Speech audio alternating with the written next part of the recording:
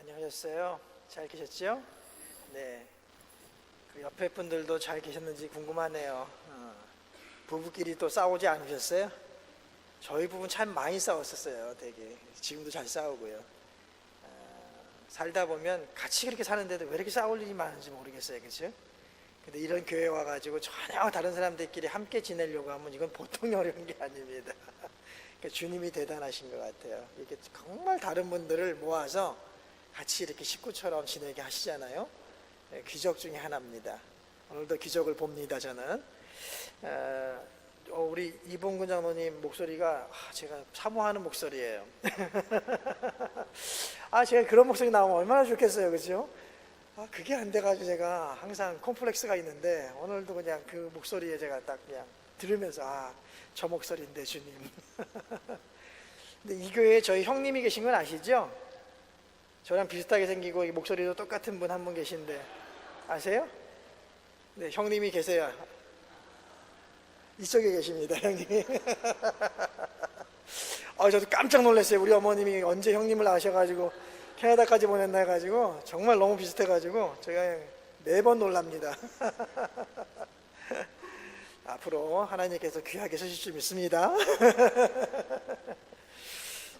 참 우리는 가지각색의 사람들인데 하나님이 불러주신 거예요. 그래서 저희가 이제 온 거고, 저희들이 교회에 나오는 한은 행복하게 믿음 생활하는 게 우리 참 좋은 겁니다. 이렇게 가끔 보시면 여러분도 이제 특히 남자분들이 많이 그러시잖아요. 이렇게 팔짱을 낄 때가 있잖아요. 그죠? 뭔가 이렇게 모임에 갔는데 아직 사람들을 잘 모르겠어요. 어색하고 이럴 때 우리는 나도 모르게 이러잖아요. 그죠?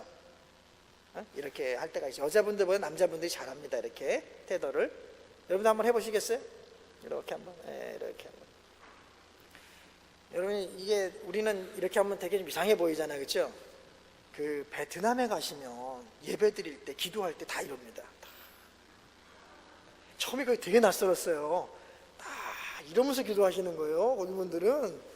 그래서 참 묘하다. 또 태국에 오면 인사할 때 이렇게 안녕하세요 하지 않고 사바디캅 인사하는데 어떻게 합니까? 합장을 하죠. 이게 하여튼간 몇 년 동안 거부감이 옵니다. 이 합장이 마음에 안 들어가지고. 근데 이게 전 국민이 그렇게 하니까 이게 어쩔 수가 없는 거예요. 이게 인사라서 따라 하게 되죠. 나중에는 사와디캅 이렇게 합니다. 사와디캅 이렇게 인사하는데 하여튼 그거 하나 인사법 하나 넘어가는데도 그렇게 오래 걸리더라고요. 자, 여러분 한번 이렇게, 이게 심리학자는 그러시더라고요. 뭐라고 하냐면 괜찮아, 수고했어. 자기를 위로하는 거래요. 이게 괜찮아, 수고했어, 너도 잘 될 거야.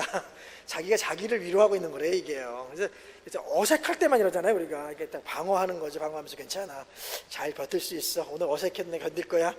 이런 걸 자기도 모르게 하고 있는 거래요. 우리 다 같이 해볼까요? 괜찮아, 오타와 교회에서 썰렁하지만 잘 견딜 수 있어, 오늘도 잘 될 거야, 예배한 시간 잘 드릴 수 있어. 그게 이제 우리 인간이에요, 여러분. 오늘은 제가 이렇게 하고 위도 볼 거니까요, 저랑 이렇게 마주치실 때마다 좀 웃어주셔야 돼요. 2층 아셨죠?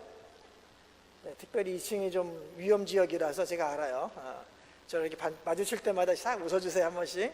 네, 그래야지 설교자가 마음 편하게 시간 내에 마실 수가 있어요. 안 그러면 시간이 길어져요. 길어지는 건 제 책임 아니에요. 네네. 제가 아주 간곡한 부탁을 받았거든요. 오늘은 제발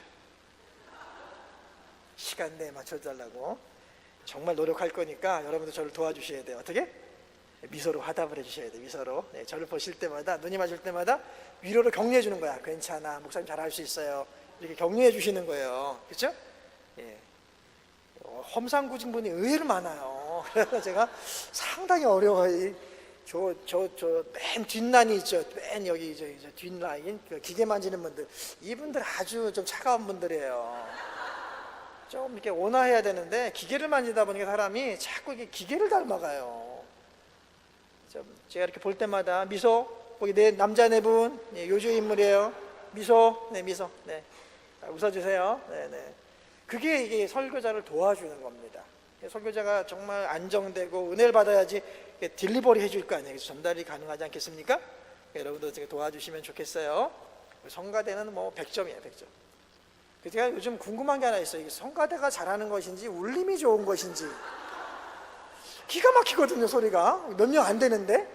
제가 참 이게 성가대가 잘하는 걸까, 이게 울림이 좋은 걸까, 좀 고민이 될 때가 있습니다. 통역하시는 분 오늘 정말 힘드시겠네요. 네.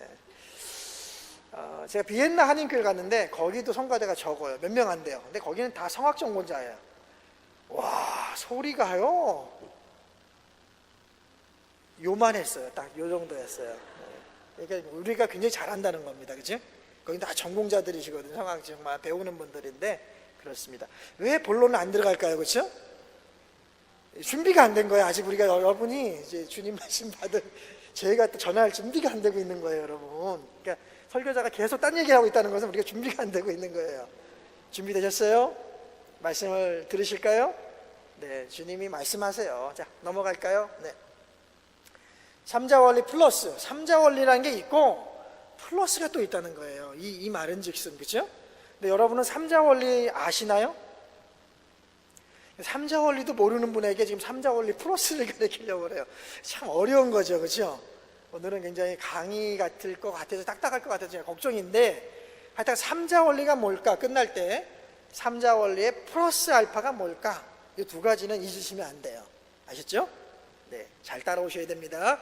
네, 넘어가겠습니다. 태국 선교 뭐라고 써 있습니까? 잊지 않으셨지요. 잊지 마셔야 됩니다. 저 10개 나라 보시면서 태국이 가운데 있고 6억의 인구가 우리 복음을 전해야 된다, 이런 거 잊으면 안 되고 다음 넘어갈까요? 또 이 지도 잊으면 안 되죠, 그렇죠? 저 빨간 지역이 어떤 지역이라고요? 예, 군 단위. 이 단위가 중요합니다. 하나의 군에 교회가 단 한 곳도 없는 곳이 빨간 곳이에요. 그러니까 저거를 파란색 만드는 거, 초록색 만드는 게 우리의 사명입니다. 그래서 정말 그 군마다 하나씩만 세워도 돼요, 정말. 정말 7,000개의 군이 있지 않습니까? 7만 개의 마을과 7,000개 정도의 군이 있어요. 그래서 여러분 교회를 정말 많이 세워야 된다. 여러분 함께 세워주세요. 여러분이 도와주시면 더 빨리 할 수 있어요. 많이 할 수 있어요.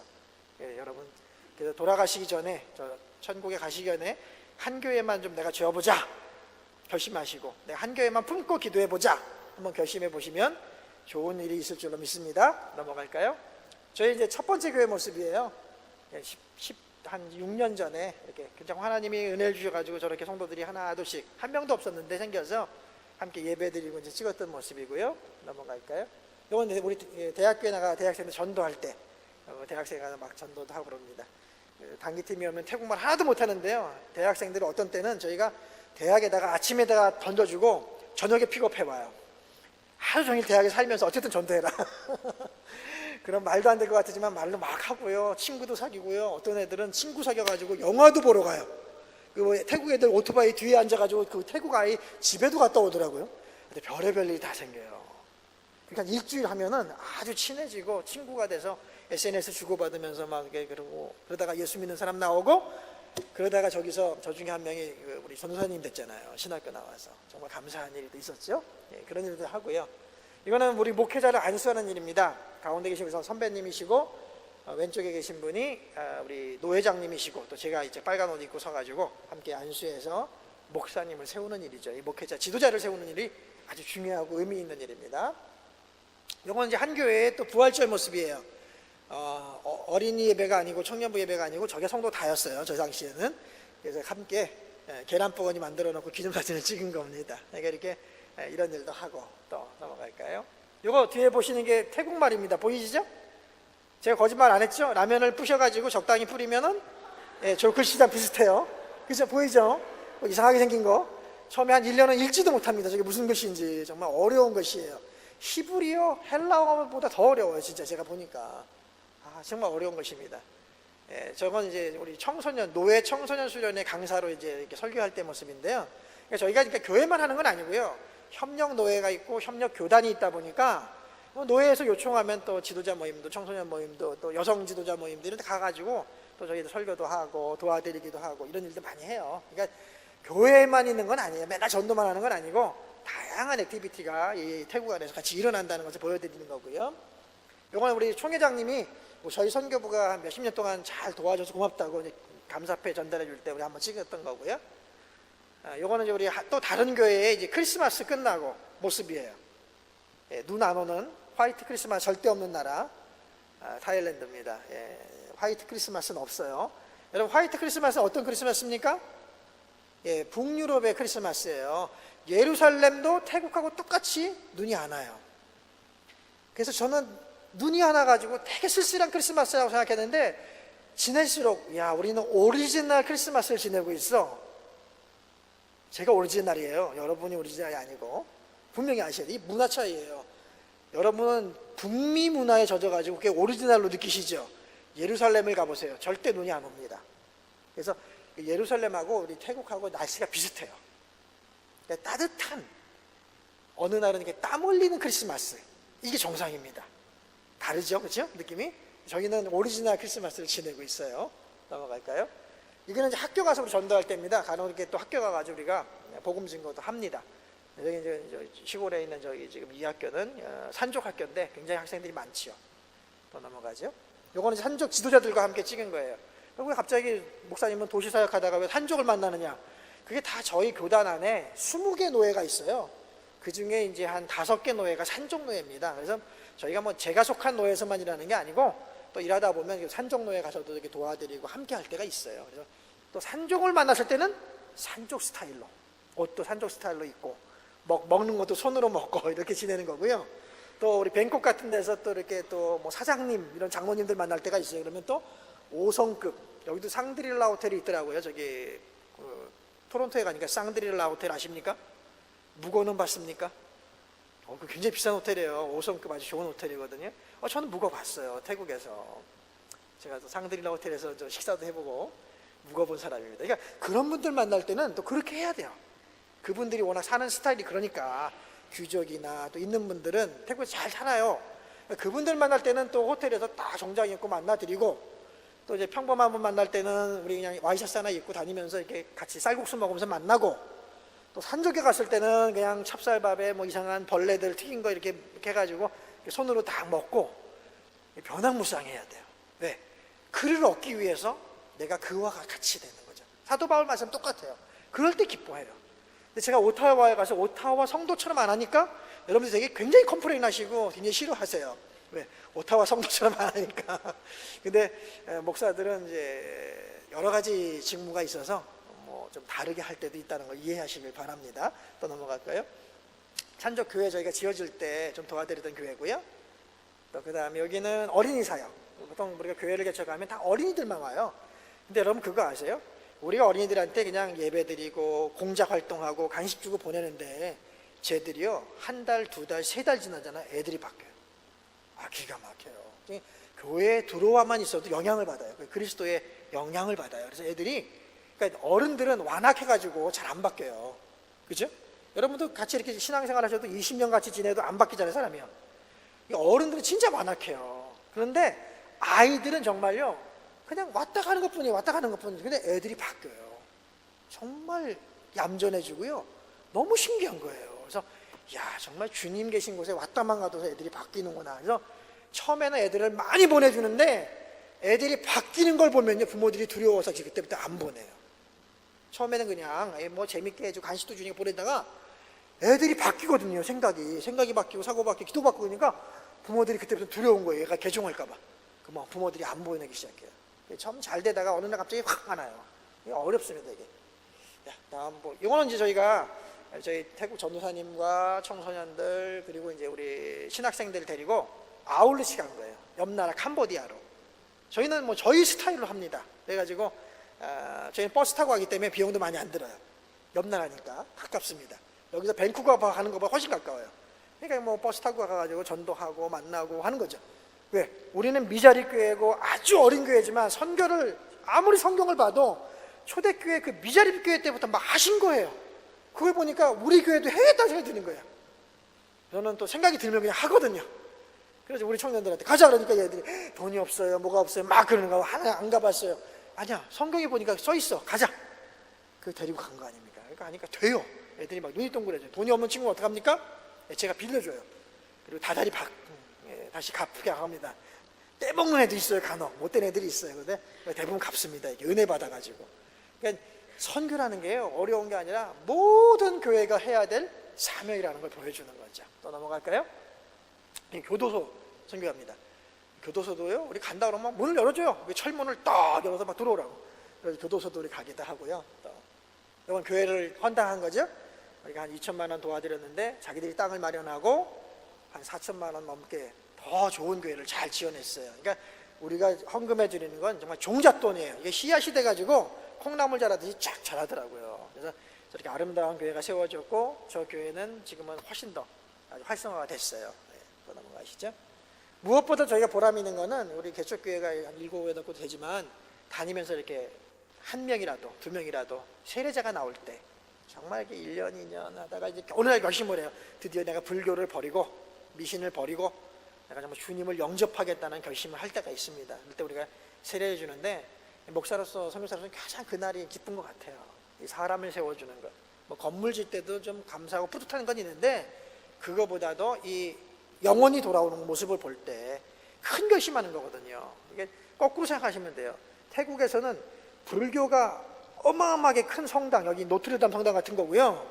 개신교는 구멍가게예요. 글로서리예요. 그러니까 정말 큰 거 버리고 작은 거 오는 거예요. 여러분 이 중에 제가 한번 여쭤볼게요. 오타와 한인교회에서 여기 나오는데 손해보면 나오실 분 있으세요? 교회 나오면 다른 사람보다 손해봐야 돼. 뭐 세금을 더 낸다든지 벌금을 낸다든지 뭔가 손해를 봐야 돼. 예? 여기 오시겠어요? 하나라도 유익되니까 오시잖아요. 대부분은. 우리 태국 성도들은요 믿음은 별로 없어요. 아직 성경도 잘 몰라. 근데 한 가지 내가 존경할 건 있다고 믿어요. 왜? 더 어마어마한 큰 것과 그 안에 있는 온갖 종합 사회복지를 버리고 이 조그만 구멍가게를 선택한 거예요. 그들은 적어도 하나님을 믿으면서 자기가 유익한 걸 버릴 줄 아는 용기를 냈어요. 전 그거 하나만큼은 칭찬하다. 정말 멋있다 그랬어요. 과연 우리 한국에서 캐나다에서 교회를 나가기 위해서 내가 다른 희생을 해야 되고 막 여러 가지 손해를 보고 다른 사람들 왕따를 당하는데도 갈 수 있을까요? 직장에서 왕따, 가족이 왕따, 이런 갈 수 있을까요? 여기 오면 그래도 뭐 애들한테 한글도 가르쳐주고 재밌는 것도 해주고 애들 잘 돌봐주고 여기 오면 교재도 되고 정보도 있고 뭐 얻을 것도 있고 이래서 오시는 건 누구나 할 수 있는 일이에요. 그러나 정말 손해보면서도 그리스도를 선택할 수 있습니까? 저는 태국교회에서 그걸 배웠어요. 이 작은 교회지만 배울 게 있구나. 우리가 너무 작고 어려워서 많이 도와드리지만 그 본질에 있어서는 배울 게 있구나. 그들이 저를 가르치더라고요. 선교는 이런 거예요. 우리가 하는 것 같지만 많이 배우고 진짜 본질이 툭 튀어나올 때는 하나님이 살아계시고 교회가 어떤 모습이 되고 신앙을 가질 때는 어떻게 결단해야 되는지를 딱 볼 때는요 두려워요. 그 두려움이 찾아옵니다. 오늘 주님 말씀 앞에 여러분도 좀 두려워지시기를 바랍니다. 또 넘어갈까요? 어린아이들 모습이죠. 전도할 때 가장 이 아이들이 너무 사랑스러워요. 따라하고 하는 모습 보면 또 넘어가지요. 단기팀들 오면 많이 우리 전도합니다. 정말 많이 전도해요. 뭐 한 10일 동안 열심히 전도합니다. 여기 이제 저쪽 작은 그림에 있는 게 그 한복 입었잖아요. 애들이 이제 한복을 입고 춤추는 건데 쟤들 초등학생들입니다. 여러분 초등학생들도요 이 훈련되니까 얼마나 잘하는지 몰라요.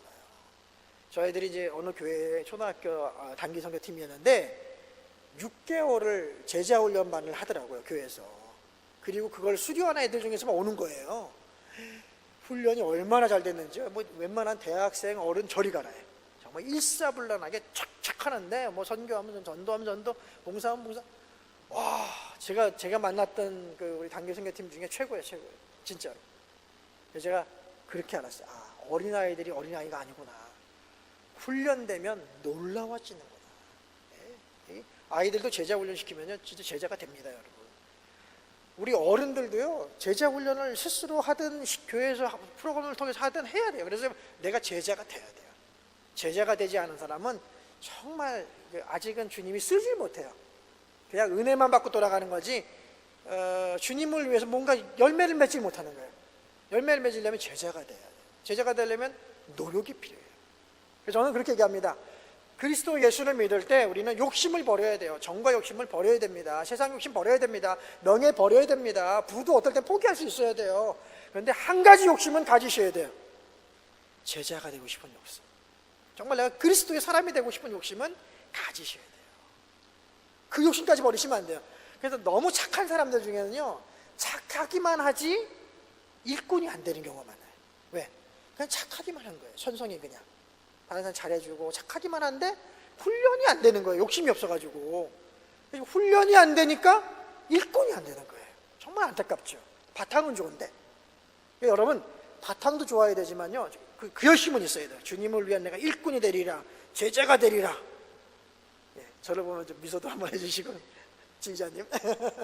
네, 그런 열심은 있어야 돼요. 여러분 정말 내가 주님의 제자가 되고 싶은 열심 꼭 가지셔야 됩니다. 네, 넘어갈까요? 네, 오늘 말씀이죠. 이 여기 나온 이름이 굉장히 어려워요. 브리스가와 아굴라, 오네시모로. 또 넘어갈까요? 에라스도, 드로바오. 네, 넘어가죠. 발음이 굉장히 어렵죠. 우볼로, 부데, 리노, 글라우디아, 모든 형제. 참 어렵죠, 여러분. 여러분 처음 와서 여기 사실 때 여기 캐나다 분들 이름 부르는 게 되게 어려웠을 거예요. 그렇죠? 발음이 어렵잖아요. 되게 우리 익숙하지 않은 발음이니까. 저도 처음에는 태국말이 너무 익숙하지 않으니까 혀가 꼬이더라고요. 혀가 꼬여요. 막 머릿속에 단어가 있는데도 이게 안 나와요. 혀가 막 꼬이고. 그러니까 이게 뭐냐면 우리 혀가 익숙하지 않은 발음을 하니까 얘가 발음을 못 해내는 거예요. 처음에는 익숙해질 때까지. 저기 있는 이 단어들이 되게 어렵잖아요. 왜 그러세요? 그게 그 나라의 언어잖아요. 다. 이 사람은 그리스 사람, 이 사람은 마가도니아 사람, 이 사람은 고린도 사람, 이 사람은 에베소 사람, 이 사람은 빌립보 사람, 이 사람은 데살로니가 사람. 여러분 그게요, 도시 같지만 그게 다 나라예요. 그 당시에는 전혀 다른 나라에서 다른 언어를 쓰는 사람들이에요. 그 지방 언어가 있고 통일 언어로서는 헬라어를 같이 쓰고 이런 겁니다. 이게 그러니까 지금으로 얘기하면 뭐 공용어가 두 개인 거죠. 자기 동네 말이 있고 공용어로 영어 하나 쓰고 이런 거예요. 그러니까 헬라어로 소통은 되지만 자기 동네 가면 또 자기 동네 말 쓰고 자기 동네 말로 이름을 붙일 거 아니에요. 그러니까 발음이 되게 어려운 거예요. 이게. 그러니까 보통은 우리가 성경을 읽을 때는 어떤 데 은혜 받습니까? 예수님의 기적 이야기, 뭐 특별한 이야기, 가르침 이야기 이런 거 보면 우리가 감동을 받잖아요. 그런데 저런 이름들이 잔뜩 나오면 그러죠. 아유, 우리랑 무슨 상관이 있다고 이렇게 이름들을 여기다 기록해 놨을까? 재미가 없잖아요. 그렇죠? 근데 여러분 신학자들은 저런 이름에서 은혜를 받아요. 이 믿음의 깊이를 만드는 분들은요, 저런 이름을 보면서 은혜 받는 거예요. 이 사람이 어디서 살았을까? 찾아보는 거예요. 이 사람은 어디 출신일까? 어디서 일했나? 막 행적지를 추적하다 보니까 저 이름을 따라서 예수님의 스케일이 나오는 거예요. 그 당시에 막 생동력이 나타나고. 넘어가 볼까요? 진짜 그런가? 오순절의 선교는 원래 넘어가죠. 이렇게 전국에서, 전 세계에서 예루살렘에 찾아와서 은혜를 받았던 게 오순절의 선교입니다. 그런데 사도 바울의 선교는 어떤 거냐면, 하나 더 넘어가보면 가죠. 찾아가는 선교예요. 저 지역에, 그리고 다 사람들이 왔던 지역을 사도 바울이 일일이 찾아가지 않습니까? 찾아가는 선교. 우리에게는 그래서 오는 선교도 있어야 되고, 오는 사람들에 대한 선교도 있어야 되고, 찾아가는 선교도 해야 됩니다. 그래서 오는 선교, 가는 선교, 이 두 가지가 같이 있어야 돼요. 선교는 두 가지 스트럭처를 같이 갖고 있어요. 구조를. 넘어가죠. 디모데 보세요. 소아시아 출신입니다. 그런데 데살로니가 사역하고 고린도 교회에서 일했고 에베소 교회에서 일했어요.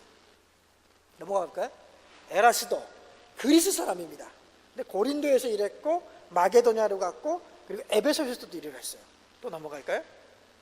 디도 안디옥 출신입니다. 그런데 고린도 교회를 갔고 선교여행을 같이 했으며 그레데 교회를 또 섬겼어요. 그레데는 그리스도 앞바다 쪽에 있는 나라예요. 옛날에 그리스와 그 그레데가 또 다른 나라입니다. 여러분 몇 명만 봐도요, 야 이게 되게 웃긴 거예요. 출신지가 다 다르고 나라를 왔다 갔다 이 사람들이, 그 가난하고 어려운 사람들이. 무슨 얘기입니까? 선교에서 아주 중요한 개념이 이 안에 들어있다는 거예요. 자, 넘어가 보죠. 네, 뭐 이건 다 설명할 길이 없어서 무슨 이렇게 저런 분들이 있다. 나중에 여러분 인터넷 치면 다 나옵니다. 이게 이 지도죠. 그러니까 저 당시에 나라는요 지금보다 더 많았던 거예요. 지금은 터키라는 나라가 크게 하나 있지만 그 당시엔 저렇게 파란색 글씨가 있는 데가 다 나라라고 보시면 돼요. 그러니까 사도 바울과 함께 이분들이 이 나라 저 나라 다니면서 뭐 하신 거예요? 선교하신 거예요. 아직 자기 교회도 미자립인데, 나는 믿은 지 아직 2년도 안 됐는데, 어떤 사람은 1년도 안 됐어요. 그냥 다니면서 선교했다니까요. 그러니까 여러분 선교란 단어 앞에 그래서 1년이 중요한가요? 10년이 믿은 게 중요한가요? 우리 교회가 자립된 게 중요한가요? 아무 필요 없어요. 그게 선교의 시작입니다. 이제 삼자 원리가 나왔습니다. 그러니까 18세기 말에 발생돼 가지고 19세기, 20세기를 선교에서는 아주 큰 원리로 사용된 게 삼자 원리예요. 네비우스가 특히 저 사람이 발명한 건 아닌데 저 사람이 아주 강조해 가지고 퍼졌어요, 널리. 우리 한국 교회가 잘 된 이유 중에 하나도 한국 교회가 그때 온 선교사님들이 다 20대에서 30대 초반이에요. 언더우드, 아펜셀러 이런 사람들이 나이가 많지 않았어요, 여러분. 대학생 마치고 바로 온 거예요, 그냥. 그러니까 얼마나 젊은 청년들이에요. 아무 인생 경험이 없어요. 그래가지고 몇십 년 사역하신, 중국에서 사역하신 네비우스를 초청해다가 들은 거예요. 어떻게 하면 되겠습니까, 선배님? 그때 이분이 자기 경험을 쫙 얘기해 주면서 교회를 설립할 때는 이 세 가지가 중요하다. 현지 교회로 하여금 스스로 자립되고, 스스로 다스리는, 자치를 하고, 스스로 전하는, 자전하게 하면 아주 멋진 하나님의 교회가 된다. 가르쳐 주니까 이 알렌하고 네비우스 이런 사람들이 눈이 동그래져 가지고 거기에 대해서 그러면 그걸 어떻게 실천할까를 쫙 만들어 가지고 그렇게 쫙 했더니 한국에서 교회가 잘 된 거예요. 굉장히 중요한 거죠. 이 젊은이들이 그 선배님의 말을 잘 들었다니까요, 아주. 넘어가 보죠. 영어로는 이렇게 나와 있습니다. 그러니까 훨씬 더 쉽죠? 자립, 자치, 자전. 이게 삼자 원리라는 아주 중요한 원리입니다, 여러분. 그런데 이게 처음에는 굉장히 좋았는데 또 당연히 우리 오타와 교회도 삼자를 해야 돼요. 자립해야 되고 자치해야 되고 스스로 이 주변에 전도해 나가는 자전을 해야 되는 거죠. 당연히 현지 교회니까 이것도 그렇죠? 현지 교회잖아요. 해야 됩니다. 그런데 이 삼자 원리가 나중에는 변형되고 오용되고 한계를 드러내요. 그래서 중국에서는요 삼자 교회라고 있잖아요. 그 중국 공산당이 그렇게 명칭을 합니다. 삼자가 너무 좋은 거예요. 왜? 중국 공산당이 그렇게 얘기합니다. 우리는 다 삼자 교회입니다. 자립하고 자치하고 자전합니다. 외국인은 다 나가세요. 그래서 선교사를 쫓아내는 겁니다, 여러분. 삼자를 공산당이 얘기한다니까요. 우리 교회는 다 삼자 교회이기 때문에 외국의 도움이 필요 없습니다. 외국인은 다 나가세요. 그래서 선교사 다 쫓아낸 거예요, 여러분. 이 삼자 원리를 자기 마음대로 해석하기 시작하면서 사람들이 이상한 교회가 되기 시작해요. 독불장군이 되기도 해요. 우리가 최고야. 우리만 있으면 돼. 우리가 알아서 다 하고 있어. 우리가 자립하고 있고 우리가 자치하고 있고 스스로 전도하고 있으니까 우리는 아무 문제 없어. 이렇게 돼버린 거예요. 그게 좋은 모습이긴 한데 그게 한계가 있다는 걸 몰랐어요. 18세기, 19세기 선교사님들은 그걸 알지도 못했어요. 왜? 그분들의 목표는 뭐였냐면 건강한 현지교회 설립이 선교의 최종 목표였어요. 그 이상에 대해서 생각해 본 적이 없어요, 이분들이. 그런데 이분들이 이 원리를 다 사도 바울의 사역에서 갖고 온 거거든요.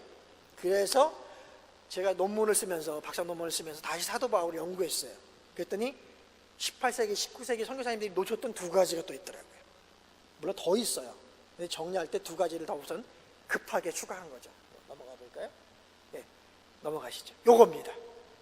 저는 그 삼자 원리 플러스라고 했어요. 삼자 원리에 플러스 되는 원리들인데 그 시대에는 그 시대의 신학 사조에 갇혀서 발견을 못했었다. 그게 뭔지 아십니까? 자선, 자협. 자선은 뭘까요?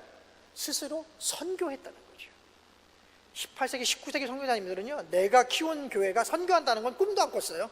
한국 교회가 선교사를 보낸다는 것은 꿈도 안 꿨어요, 그분들은요. 근데 갑자기 선교 나가니까 깜짝 놀란 거예요. 미국 선교사님들이 굉장히 놀랐대요. 우리 한국 사람들이 처음부터 선교사를 나가니까 이건 뭐야? 아직 이 형편없는 교회가 왜 이래? 자기들 개념에서는 상상이 안 되는 거였어요. 선교는 부자 나라만 한다고 믿었던 거예요, 미국 선교사님조차도. 그런데 성경은 그렇게 얘기하지 않았던 거예요. 기가 막히지 않습니까, 여러분? 한국 교회는 성경대로 살았어요. 오타와 하나님교회도 성경대로 사시길 바랍니다. 여러분의 인생도 성경대로 사세요. 그러면은 와, 원리가 막 바뀌어요. 내 인생의 틀이 바뀌는 거예요. 구조가 바뀌어요. 시스템이 바뀌니까 잘 될 수밖에 없어요. 하나님의 것을 선택하는 것이 지혜로운 선택입니다, 여러분. 자협은 뭐냐면 우리가 독립교회로서의 아이덴티티를 가지고 형제교회들 또 이웃나라 교회들까지 네트워크를 만든다는 거예요. 협력을 한다는 거예요. 초대교회 그랬어요. 에베소 출신이 고린도에서 사역하지 않나, 그죠? 저쪽 마게도냐 출신이 에베소 가서 담임 목회를 하지 않나. 와, 그리고 사도 바울이 편지를 쓰면은 이것을 너희만 읽지 말고 다른 교회 돌려봐라 그러는데 그게 옆에 있는 교회가 아닌 거예요. 옆 나라 교회들 막 이런 거예요. 그러니까 스스로 바르게 쓸 뿐 아니라 선교에 참여하고 동시에 형제교회들과 나라를 초월해서 거대한 띠를 만들고 돈독해 나갔던 거예요. 이 원리까지 따져서 오자를 처음부터 가르쳤으면 공산당이 이거 못 씁니다. 그죠? 교회는 처음부터 선교, 외국인하고 만나야 되는 거예요. 그죠? 외국 교회랑도 연합을 해야 되는 거예요. 배우고 서로 익히고 돕고. 이야, 오자를 처음부터 알았으면요, 공산당들이 그렇게 말할 수가 없다는 거죠. 잘못된 독불장군 교회는 없어지는 거예요. 정말 겸손한 교회, 협력하는 교회, 함께 나누는 교회, 그런 것만 이 땅에 만들어졌겠죠. 그래서 이 신학도 또는 선교관도 우리가 문화를 못 넘어가요. 옛날에 우리가 지구가 네모나게 생겼다고 믿었잖아요. 그러다가 이제 동그란 걸 알게 됐잖아요. 그러니까 우리가 참 그렇게 우매해요. 믿음의 눈 하나만으로 그게 안 보입니다. 그러니까 과학도 발전해야 되고 우리가 계속 우리를 스스로 오픈마인드 해가지고 이렇게 업그레이드 해야 나가야 돼요. 그럴 때 주님의 진리를 찾아가는 거죠. 아직 신학은 완성된 게 아니에요, 여러분. 교리는 완성된 게 아니에요. 우리가 아직 모르는 분야, 못 깨우친 분야가 있다면 언제든지 디벨롭을 해야 돼, 이렇게 업그레이드 해야 돼요, 여러분. 여러분 신앙도 마찬가지죠, 그렇죠? 그래서 제자가 되셔야 돼요. 그래야지 감당할 수가 있어요. 저 세계선교 협력, 이거 어려운 일이에요, 여러분. 그냥 잠자만 하면 편해요. 내 교회만 신경 쓰면 되니까, 우리끼리만 신경 쓰면 되니까 얼마나 편해요. 그러나 위기가 닥치면요, 다 쓰러집니다. 그런 게 다 사라져요. 우리는 핍박과 환란이 오고 대대적인 종교적 박해가 올 때도 살아남아야 될 거 아닙니까, 여러분? 그러기 위해서 주님은 처음부터 오자를 실천하셨던 거예요. 사도 바울은 처음부터 오자를 만드신 거예요. 태동부터. 여러분 마음속에 이 오자의 단어가 좀 들어있길 바랍니다. 그리고 그 오자를 실천하기 위해서는 우리가 스스로가 제자가 되고 훈련을 받으셔야 돼요. 특별히 무슨 훈련 받았냐면, 계속 넘어가서 마지막 부분을 보죠. 네, 하나 더. 고전 거. 네. 요전 거. 네, 삼각형 나오는 거. 네, 이 삼각형. 교회에서 대부분 사고 치는 분이 저런 겁니다. 정삼각형이 두 개가 있는데 큰 것도 있고 작은 것도 있잖아요, 그렇죠? 저런 분들은 사고를 안 쳐요. 저렇게 직각각삼각형이라든지 이상한 둔각삼각형, 예각삼각형 이런 거 있잖아요. 이런 분들이 사고를 치세요. 단면적 크기로는 비슷할 수 있어요. 단면적으로는 인생을 살아온 경험의 양, 지식의 양으로는 비슷할 수 있어요. 그런데 정상각형이 아닌 상태에서는요, 삐뚤어져요. 한쪽이 부족한 거예요. 뭐가 부족한지 한번 나중에 볼까요? 넘어가 볼까요? 네. 두 개 더. 네. 하나 더. 네, 여기 보세요. 인격을 구성하는 요소가 뭡니까? 지정의잖아요. 지식만 박사가 돼가지고 너무 커. 근데 의지력과 이 정서가 너무 약해. 그런 이렇게 이등변 삼각형이라고 한번 생각해 보세요. 그럼 이런 사람들은 너무 이성적이에요. 네, 이렇게 사람이 냉랭하고 사람들을 아프게 할 수 있어요. 그렇지 않습니까? 어떤 사람은 정서만 너무 커요. 맨날 울어. 맨날 감동해. 근데 의지도 없고 아는 것도 잘 없어. 그럼 또 그게 불완전한 거예요. 어떤 사람은 두 가지는 없는데 의지력은 엄청 세요. 불굴의 한국인인데 독불장군이죠. 그러면 다른 사람이 힘들어해요. 여러분, 오히려 그럴 바에는 단면적이 작지만 안정적인 삼각형이 더 좋은 거예요. 왜? 주 안에 있으면 그 삼각형이 세월에 따라서 점점 커집니다. 걱정할 게 없어요. 내가 처음부터 능력이 많을 필요가 하나도 없어요. 주 안에서는요. 왜? 주님이 우리를 길러주세요. 세월이 20년, 30년, 40년, 50년 믿는 동안에 나도 모르게 그 조그맣던 삼각형이 점점 커져가지고 정말 큰 일꾼이 되는 거예요. 그러니까 처음부터 삼각형이 크냐 작냐는 중요하지 않아요. 그러나 나의 삼각형이 삐뚤어진 삼각형이냐 정삼각형이냐는 굉장히 중요합니다. 여러분밖에 몰라요. 나의 인격의 삼각형이 어떤 모양인지. 부족한 부분을 위해서 노력하세요. 이를 악물고 노력하셔야 돼요. 인격의 삼각형은 쉽게 안 만들어집니다. 정말 이를 악물고 노력해야지만 정삼각형을 만들 수 있어요. 젊은이들은 정삼각형을 만들면 결혼도 잘할 수 있어. 정말이야. 그런 사람이 멋있는 사람이야. 두 번째는 뭐가 있냐면, 하나 더 넘어갈까요? 인격만 만들면 안 되세요. 신앙을 또 만드셔야 돼요. 신앙은 또 뭡니까? 하나님이 세상을 사랑하셨어요. 그렇죠? 요한복음에 보면 써 있죠? 하나님이 세상을 이처럼 사랑하사. 놀랍네. 우리는 항상 그 구절을 읽을 때마다 내 식으로 해석했어요. 하나님이 나를 사랑하사. 그죠? 근데 세상에 문자를 다시 확인해 보니까 하나님이 세상을 사랑하셨네요. 기가 막혀요. 하나님의 관심은 우리를 포함한 모든 세상이에요. 근데 우리는 해석하기를 우리만이라고 믿어요. 그렇지 않아요, 여러분. 오해하지 마세요. 하나님은 세상을 사랑하셨어요. 그러니까 하나님도 알아야 되고 하나님이 사랑하는 세상도 알아야 돼요. 그리고 그 세상을 구성하는 가장 핵심적인 존재인 사람도 관심을 가져야 돼요. 그래서 우리 관심이 하나님, 세상, 사람에게 대해 골고루 관심을 가질 때 우리의 신앙의 삼각형도 아주 아름다운 안정감을 갖게 되는 거예요, 여러분. 그래서 인격의 삼각형과 신앙의 삼각형이 정삼각형이 돼서 그것이 확장되어 나갈 때 우리가 정말 믿음 있는 훌륭한 일꾼이 되는 겁니다. 제자가 될 수 있어요, 여러분. 예수님이 3년 반 동안 제자들 데리고 다니면서 그거 깎으신 거예요. 모난 거 깎으시고 만들어주시고, 그 어부지만 농사꾼이지만 깎아가지고 그것을 성령을 부어주셔서 넓혀주시니까 세상을 향해서 일할 수 있었잖아요. 그 무식했던 분들이요. 박사학위 하나 없어요. 고등학교도 안 나왔어요. 그런데 하나님의 일꾼으로 쓰임받을 수 있었던 거예요, 여러분. 우리가 지금까지 준비한 것도 중요합니다. 그러나 더 중요한 것이 바로 주님의 사람이 되는 것입니다. 오늘 오타와 한인교회 우리 성도님들 앞으로 주님을 위해서 놀랍게 쓰임받기를 원합니다. 여러분의 교회가 이 오자를 담는 교회가 되길 원해요. 그래서 정말 풍성한 열매를 드려서 주님이 기뻐하시는 교회 되시기를 주의 이름으로 축원합니다. 함께 기도하겠습니다. 하나님 아버지 감사합니다. 주님 은혜 주시니 고맙습니다. 오늘 말씀을 통해서 우리의 나아갈 바를 지적해 주시니 감사합니다. 나와 함께 우리 교회가 이 일을 위해서 전심전력 할 수 있도록 도와주시옵소서. 모든 방해물과 어려움을 극복할 수 있도록 지혜와 힘과 도움도 허락하여 주시옵소서. 감사합니다. 예수님의 이름으로 기도드리옵나이다.